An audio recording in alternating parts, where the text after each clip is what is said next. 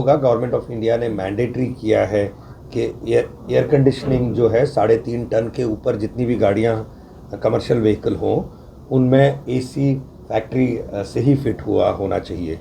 तो आज वो एसी रेंज भी लॉन्च हो रही है। एसी रेंज के साथ साथ हमने पावर और बढ़ाया है अपनी गाड़ियों में। जैसे वैसे ही टाटा मोटर्स ने BS6 में पावर टू वेट रेशियो बढ़ाया, पावर टू वेट रेशियो बढ़ाया तो टॉर्क बढ़ा तो उसमें प्रोडक्टिविटी गाड़ियों की बढ़ी। और हमारा गाड़ियों में जो हमने कस्टमर के लिए हमेशा ध्यान रखा है कि उनको प्रॉफिट सबसे ज़्यादा कैसे होगा, उसके प्रति हमने क्या क्या स्टेप्स लिए हैं। तो TCO जिसको बोलते हैं टोटल कॉस्ट ऑफ ओनरशिप गाड़ी में, उसमें फ्यूल कम होना चाहिए, रखरखाव जो है गाड़ी में मेंटेनेंस का वो भी कम होना चाहिए। तो आज 300 हॉर्स पावर जो हम पहले उतारे थे मार्केट में BS6 फेज़ 2 OBD के टाइम 1.5 साल पहले, 1 साल कुछ महीने पहले, अब हमने उसको 2 साल, इनफैक्ट 2 साल हो गए फेज़ 2 को, 2 साल पहले लॉन्च हुआ। अब AC में हमने 300 हॉर्स पावर को 320 हॉर्स पावर में अपग्रेड किया है। और 320 तो जैसे 55-30 था जो सबसे ज़्यादा यहाँ प्राइम मूवर बिकता है, वो 55-32 हो गया। ऐसे ही 48 टन में 48-32 रेंज टिपर्स में, क्योंकि हमारा मानना है ये ज़्यादा टनेज की गाड़ी है, ज़्यादा पावर दिया जाए, ज़्यादा टॉर्क दिया जाए, उससे खींचने की शक्ति अच्छी होती है। जब ज़्यादा लोड कैरी करना चाहिए तो उसमें ड्राइवर को भी ड्राइवेबिलिटी अच्छी होती है, जो गाड़ी का नियंत्रण या कंट्रोल। तो और ये सब चीज़ों के बावजूद एयर कंडीशनिंग एनवायरनमेंट है, बेटर सीट्स हैं जिसको सस्पेंडेड सीट, ड्राइवर के कंफर्ट और ड्राइवर की सेफ्टी पे ज़्यादा ध्यान दिया है। तो इससे क्या होता है, जब ड्राइवर को ये सब चीज़ें सहूलियतें मुहैया कराई जाए तो उससे प्रोडक्टिविटी बढ़ती है। प्रोडक्टिविटी बढ़ने से ज़्यादा ट्रिप होते हैं, ज़्यादा ट्रिप होने से ज़्यादा मुनाफा होता है। जो अगर आप देखेंगे जो प्रॉफिट है वो रेवेन्यू ज़्यादा होने से और कॉस्ट कम होने से ज़्यादा होता है। तो इस पे ध्यान दिया गया है टाटा मोटर्स के, और हम आने वाले टाइम पे बहुत फोकस कर रहे हैं जो कि हमारा ऑल्टरनेट फ्यूल हो। आज तक आपने देखा होगा कमर्शियल व्हीकल ज़्यादातर और इस प्रांत में डीजल वाले गाड़ी बिकता है। CNG कुछ साल पहले हम ऑलरेडी मार्केट में उतारे हैं। तो CNG का यहाँ पे भी बिहार में भी अब अवेलेबिलिटी अच्छा हो रहा है, तो CNG का शेयर बढ़ेगा। CNG में हमने मल्टी एक्सल ट्रक भी उतारे हैं और 2 एक्सल ट्रक भी, मीडियम कमर्शियल व्हीकल जिसको बोलते हैं, वो भी उतारे हैं। इसके अलावा हमने LNG liquefied natural gas, CNG होता है compress natural gas, liquefied natural gas LNG भी हमने लास्ट ईयर लॉन्च किया है। उसके जो ही फिलिंग स्टेशन ज़्यादा बढ़ेंगे तो और लोग जो हैं उसमें आना चाहेंगे। जो बड़े बड़े कॉरपोरेट्स हैं, कैप्टिव कस्टमर्स हैं, जिनको गाड़ी अच्छी रिलायबल चाहिए, जिसमें प्रदूषण कम हो और जो ऑपरेशंस में डीजल के बराबर के आसपास, जिसको TCO पैरिटी डीजल के आसपास मिले, तो वो उसमें और उत्साहित होंगे।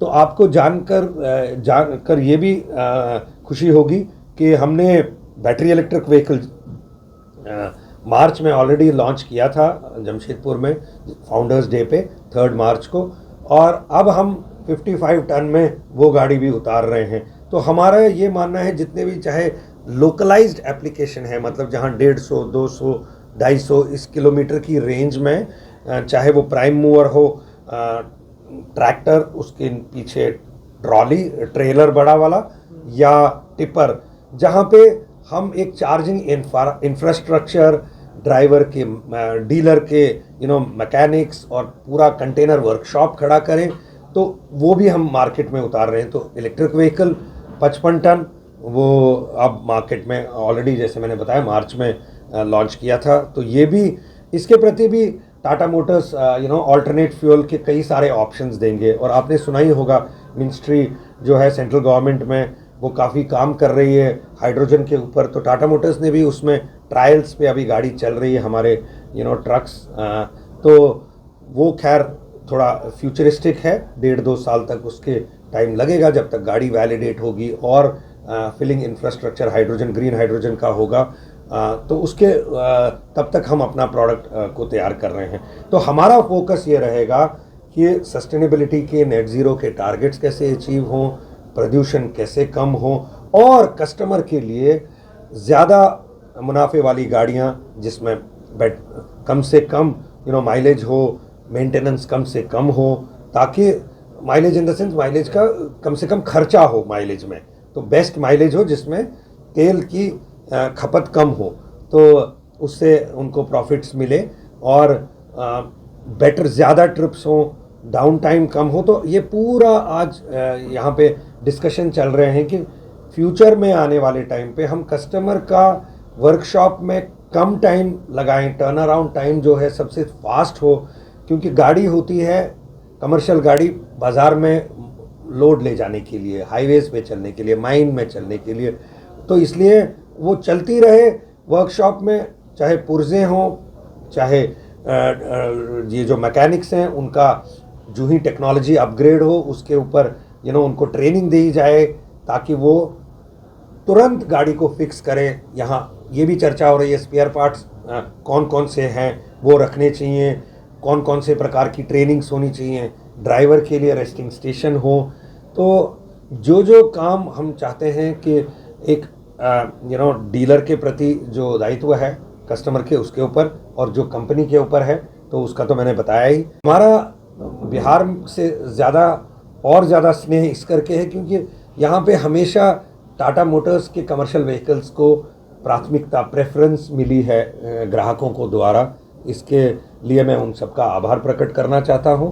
तो हम ये प्रॉमिस कर रहे हैं कि हम उनके फीडबैक लेके उनके प्रति हमेशा गाड़ियों में जो वो चाहते हैं, किस किस प्रकार की गाड़ियाँ उस पे ऊपर भी काम कर रहे हैं और कुछ सुधार चाहते हैं, कुछ और एडिशन चीज़ें चाहते हैं। जैसे आपने सुना होगा वैल्यू एडेड सर्विसेज, अब सब ज़्यादातर लोग चाहते हैं कि वो annual maintenance contract, fleet management solutions वो सब लें क्योंकि गाड़ी में फ्लीट एज लगा है, उसके इंसाइट्स आते हैं। जब फ्लीट एज है तो कंप्यूटर द्वारा इंसाइट मिलते हैं जी और क्या क्या सुधार होना चाहिए, चाहे वो ड्राइविंग हैबिट्स में, चाहे वो गाड़ी के ताकि उस प्रकार के ट्रेनिंग्स ड्राइवर्स को दी जाए। तो यहाँ ट्रेनिंग इंस्टीट्यूट भी है, इनके ट्रेनिंग रूम रखा है, तो उसके ऊपर बात कर रहे हैं ड्राइवर्स के साथ। तो फ्यूचर में टेक्नोलॉजी के प्रति, ड्राइवर के कैबिन कंफर्ट और सेफ्टी के प्रति वो सब स्टेप्स लिए जाएंगे जिसमें हमारे ऑपरेटर्स, हमारे कस्टमर्स, ग्राहक, उनके मालिक और उनके चालक, उन सब का ध्यान रखे जाए। ये टाटा मोटर्स का सिद्धांत